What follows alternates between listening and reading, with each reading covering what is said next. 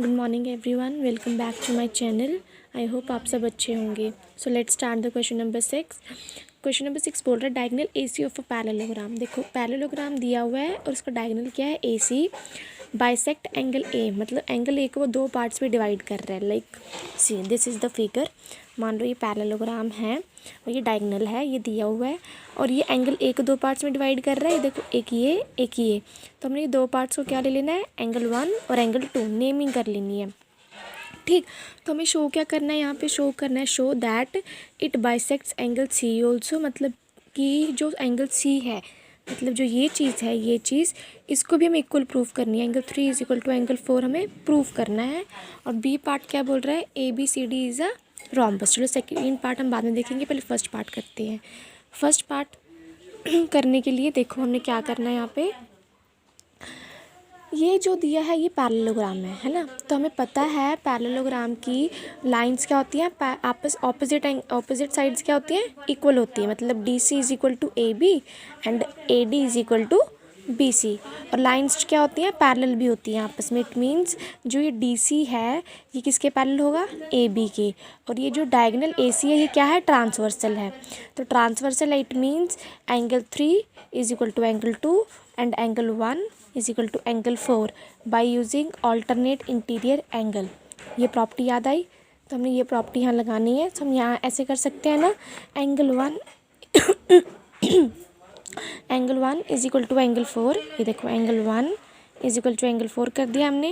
And angle 2 is equal to angle 3, angle 2 is equal to angle 3 by alternate interior angle. Property ज़रूर लिखनी है आप लोगों ने। फिर उसके बाद ये देखो आपस में अगर ये इक्वल है तो ऐसे भी तो इक्वल होगी ना, angle 1 is equal to angle 2 and angle 3 is equal to angle 4। So angle 1 and 2 तो इक्वल गिवन दिया ही था, 4 और 3 भी यहाँ से हमने प्रूव कर दिया कि वो इक्वल है। इट मीन्स ये सारे एंगल्स क्या है, आपस में इक्वल हैं। तो हमने ये चीज़ प्रूव कर दी। हमें प्रूव क्या करनी थी, 3 is equal to 4, 3 is equal to 4 हमने यहाँ प्रूव कर दिया, हैंस प्रूव्ड। और ये आपस में भी इक्वल है, तो यहाँ पे आपने लिखना है angle 1 is equal to angle 2 is equal to angle 3 is equal to angle 4, hence proved. Second part क्या बोल रहा है, A B C D is a rhombus. अब रोम्बस की प्रॉपर्टी याद करो, रोम्बस की जो सारी साइड्स हैं वो आपस में इक्वल होती हैं। तो यहाँ पे तो देखो पैरेललोग्राम है, पैरेललोग्राम की ऑपोजिट साइड्स इक्वल है। इट मीन्स हमें क्या करना है, एडजेसेंट साइड्स इक्वल करनी है। ये और ये साइड इक्वल करनी है। आप चाहे ये ले लो, चाहे ये ले लो, चाहे ये, मतलब मर्जी है, दो भी एडजेसेंट साइड्स लेनी है। मैंने ये दोनों ली हैं। ठीक, सो हमने एक ट्रायंगल लिया ए बी सी, ये ट्रायंगल मैंने लिया, ये वाला ट्रायंगल। अब देखो अभी हम प्रूफ करके आए हैं कि ये जो सारे एंगल्स हैं वो क्या है, आपस में इक्वल है। सो हम angle 2 is equal to angle 4 भी ले सकते हैं ना, ले सकते हैं।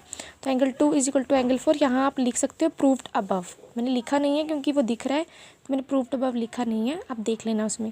सो अगर ये angle 2 is equal to angle 4 है, अगर इस ट्रायंगल के एंगल्स आपस में इक्वल हैं तो साइड्स भी तो इक्वल होएंगी। सो ये साइड्स ऐसे इक्वल नहीं होएंगी, ये देखना ध्यान से। जो एंगल 2 की ऑपोजिट साइड होएगी ना, वो आपने एंगल 2 के नीचे लिखनी है यहाँ पे।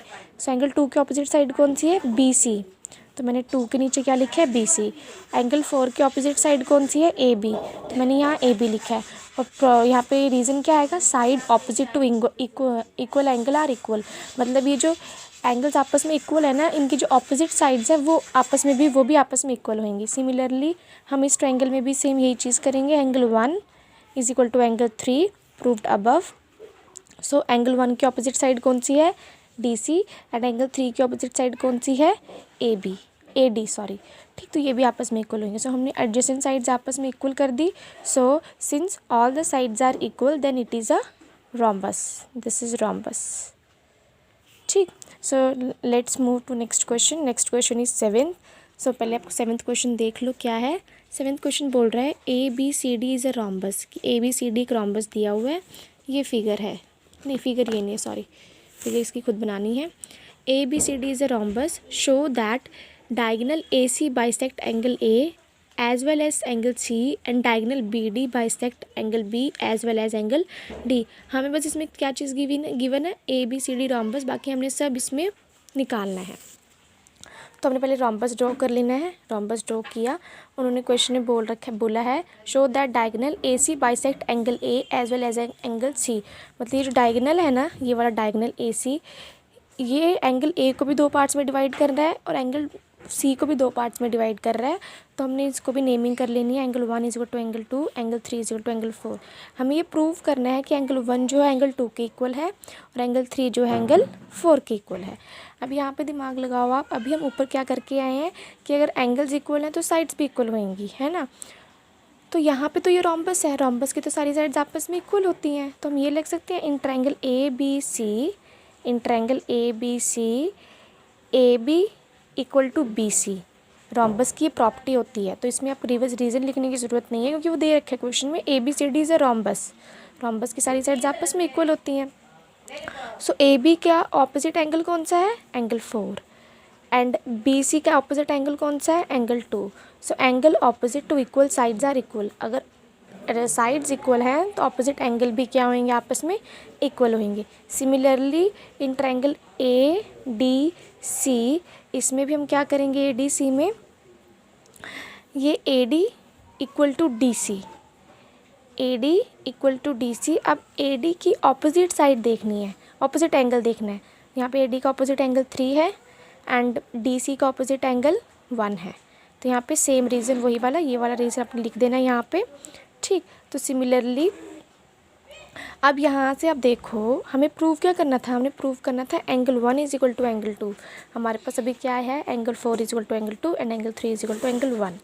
अब हम यहाँ पे ये लगा सकते हैं ना, angle 3 is equal to angle 2 भी कर सकते हैं, 3 इज इक्वल टू एंगल 2, क्योंकि देखो ये रोम्बस है, रोम्बस क्या होता है, पैरेललोग्राम में आता है। तो पैरेललोग्राम की प्रॉपर्टी क्या होती है, ये ए बी और डी सी क्या होते हैं, आपस में पैरेलल होते हैं, और जो ये लाइन होती है ट्रांसवर्सल होती है, लाइक दिस। जैसे मान लो ये और ये है, तो ये ए बी है, ये डी सी है, तो जो ये लाइन जाएगी ये ट्रांसवर्सल होएगी। तो इसका ये वाला एंगल और ये वाला एंगल आपस में इक्वल होगा, और ये वाला एंगल और ये वाला एंगल आपस में इक्वल होगा। ये कौन से होते हैं, ऑल्टरनेट इंटीरियर एंगल वाली प्रॉपर्टी हुई इसमें, ठीक। So angle 3 is equal to angle 2 लगाया मैंने, angle 3 is equal to angle 2, A B parallel to C D and A C is transversal, so it is alternate interior angle, and angle 1 is equal to angle 4।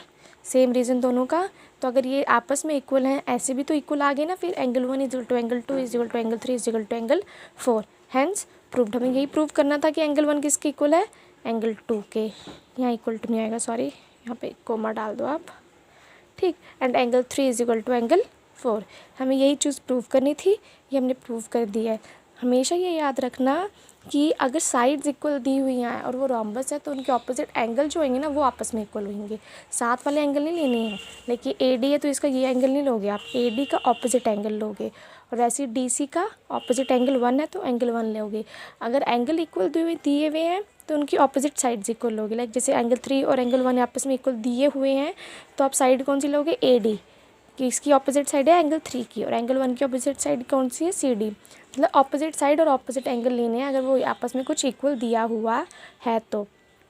I hope आपको समझ आ गया होगा, अगर नहीं आया है तो आप मुझे कमेंट सेक्शन में बता सकते हो, या आप मुझे मेरी इंस्टाग्राम पे मैसेज कर सकते हो। इंस्टाग्राम का नेम है मुस्कान सिंह 9615। Thank you.